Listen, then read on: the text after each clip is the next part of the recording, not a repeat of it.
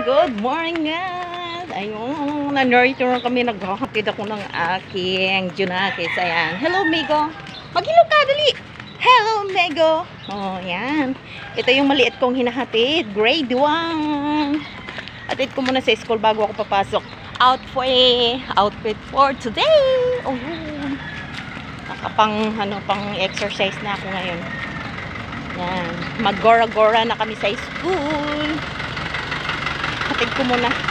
Ano pa lang mag 6:45. Hello, my dog! Ayan.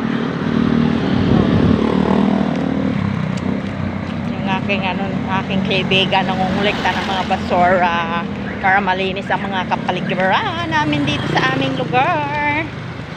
Ayan. Omigo, tumingin ka, tatawid tayo. Dami sasakyan. Go, go, go, go lang sa umaga. Hello guys!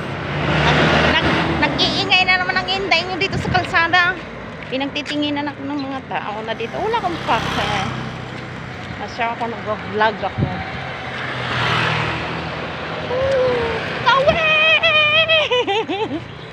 Nakakatakot dito tumawid kasi walang pedestrian. Ayan, nakakaano. Ano? Ano? Ano sakit sa paa? Ba't hindi ka nagsushoes? Gusto mo mag-crocs. Ayan. Sakit sa paa talaga yan. Re-reklamo yung aking Junakis at masakit daw ang kanyang paa.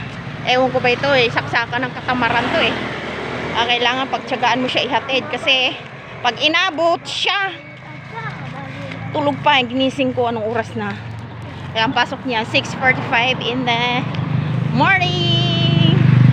At tsaga-tsaga talaga gisingin ng mga batang ganitong edad. Napakahirap gisingin talaga to guys.